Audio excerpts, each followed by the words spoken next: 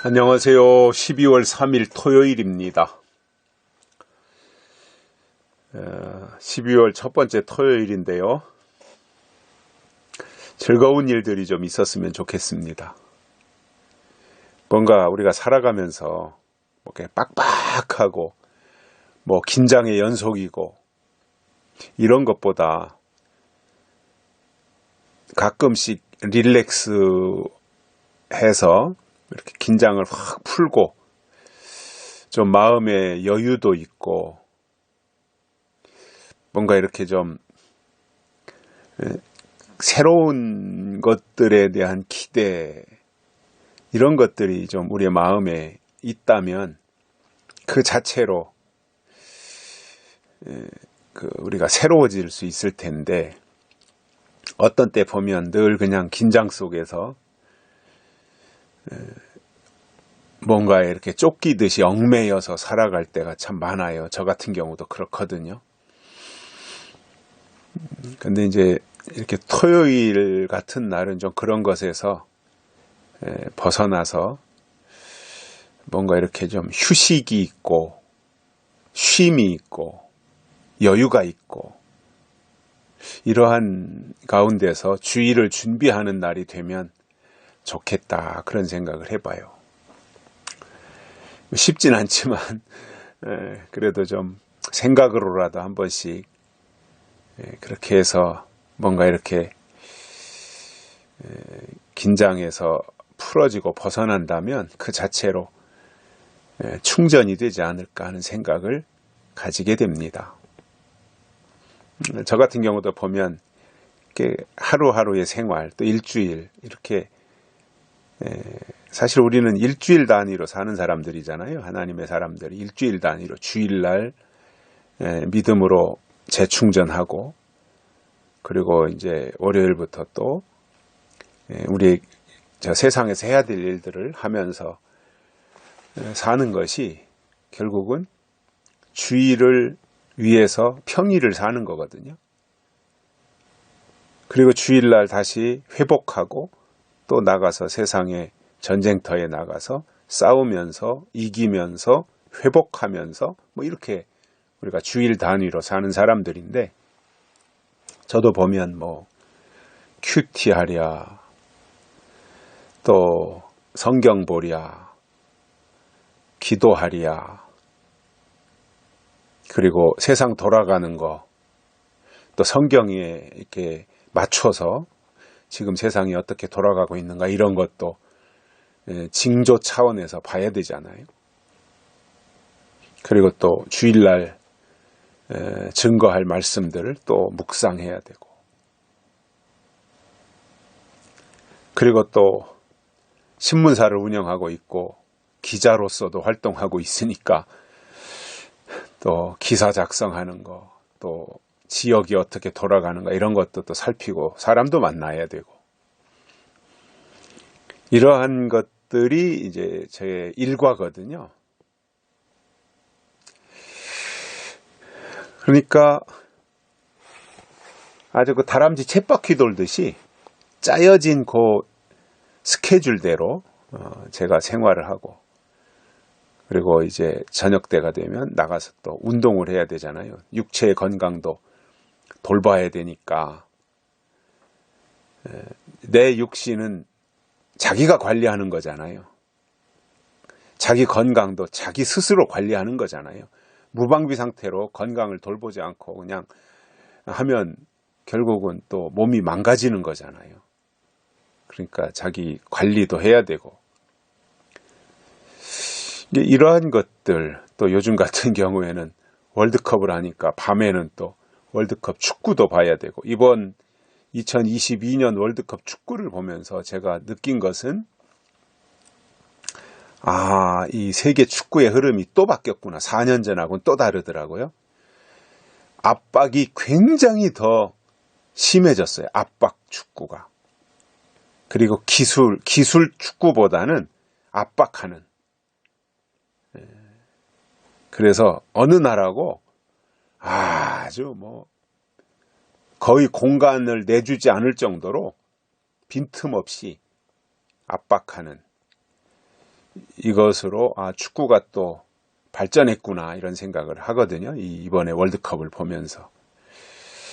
그러니까 제 이제 생활이 그런데 뭐 어쩌겠습니까? 제가 할 일이 그런 거니까 또 그렇게 하면서 그러면서 또 저 마음 나름대로 저의 속에 일단 여유를 가지려고 또 노력하고 있고요. 또 제가 제 손길이 필요한 사람들도 있을 테니까 또 그런 분들에게 뭔가 또 제공도 해야 될 부분이 있을 거고, 또 제 나이나 이런 것으로 볼 때 노회나 이런 데서도 시차례나 이런 데서도 제가 해야 될 또 역할이라는 게 있잖아요. 저 개인적으로는 그런 거 하고 싶지 않지만 그래도 어떻게 해요? 또 그 위치에서 또 제가 해야 될 일들이 있으니까 그런 것들도 소홀히 할 수도 없는 거고, 되도록이면 안 하고 싶은데 어쩔 수 없이 또 해야만 되는 일들은 또 할 수밖에 없는 상황들이 있더라 말입니다. 그런 것들을 이제 하다 보니 일주일이 아주 금방금방 지나가고, 제가 그렇게 뭐 외부에서 사람 만나는 일은 그렇게 많지 않은데, 아마 제가 40대 중반 이전에는 주로 교회 안에 있으면서 하나님을 믿는 사람들을 주로 만났다면,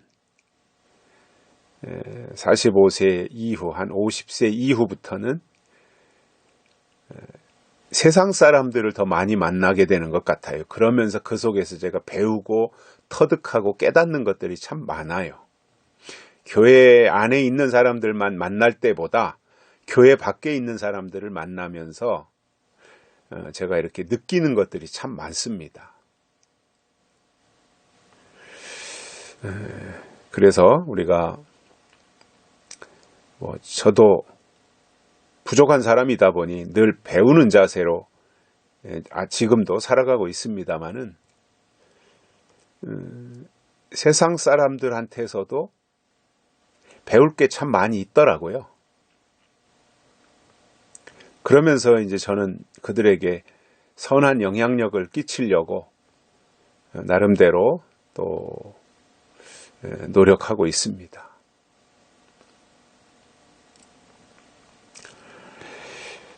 그러한 가운데서 이제 제가 제 일주일 이야기를 하다 보니까 여기까지 왔는데, 아무튼 우리 다 비슷한 상황 속에서 살지 않겠습니까? 대전에 계신 이용래 목사님도 그렇게 하실 거고요. 또 광주에 계신 김영애 목사님도 그러실 거고, 전주에, 군산에, 광주에 계신 목사님들도, 또 서울에 계신 목사님들도 그러실 거고, 또 장로님들, 권사님들 다 그렇게 하나님을 바라보며 최선을 다해서 열심히 살고 계시지 않습니까? 하나님의 때가 되면 그 모든 것에 하나님이 보상을 주시리라고 저는 확신합니다.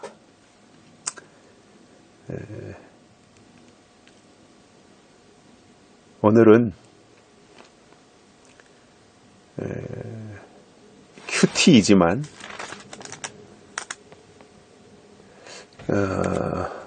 제가 로마서 12월에 들어서 로마서를 좀 봤는데, 오늘 제가 서두에서 다른 이야기를 좀 하다 보니까 큐티 로마서의 말씀으로 가기보다는 다른 데서 한 구절, 또 성경 안 읽을 수 없잖아요. 한 구절만 읽겠습니다. 사도행전 28장 31절인데요. 담대히 하나님 나라를 전파하며 주 예수 그리스도께 관한 것을 가르치되 그 많은 사람이 없었더라. 아멘. 바울이 로마에서 하나님 나라를 전파하는 이 전도 사역에 대한 말씀을 해주시고 있습니다.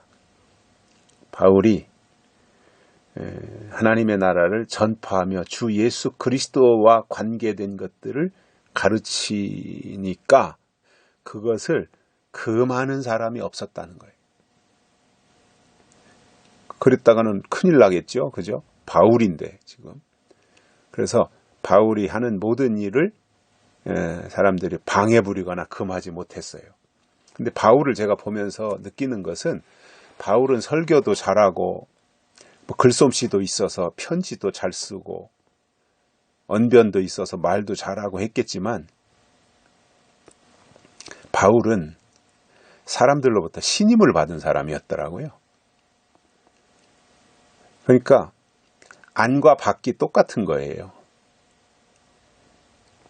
이 겉다르고 속다른 사람을 가리켜서 이제 표리부동하다 그러잖아요. 이중인격 쓴다고. 그런 사람들은 사실상 신뢰를 못해요. 주변에 있는 사람들이. 근데 바울은 예수 때문에 사람들로부터 로마 사람들로부터 핍박을 당한 것 뿐이지 그는 안팎이 똑같아요. 겉과 속이 똑같았어요. 그러다 보니 사람들이 그를 신임했던 거지요. 믿었던 거예요. 바울이 하는 모든 일을 믿었어요. 저는 이것이 굉장히 중요하다고 봅니다. 주변에 있는 사람들에게 믿음을 줘야 되는 거죠. 그래야 그가 내가 믿는 하나님을 믿는 거지 내가 그 사람에게 믿음을 못 주는데 그 사람이 내가 믿는 하나님을 믿겠습니까? 제가 바울을 보면서 그런 생각을 했었습니다. 사람들에게 감동을 주고 사람들에게 신뢰와 믿음을 바울이 줬기 때문에 사람들이 물론 뭐 핍박도 했지만 그건 어떤 종교적인 문제로 핍박을 했던 거죠. 그러나 개인적으로 보면 바울의 중심을 사람들이 알았구나. 그래서 우리가 이 시대를 살면서 우리 주변에 있는 사람들에게 믿음을 줄 수 있고 주변에 있는 사람들이 나를 믿을 수 있게 하는 거. 그래야 그 사람이 내가 믿는 하나님도 믿을 수 있게 된다는 말입니다. 여기까지 하겠습니다. 고맙습니다.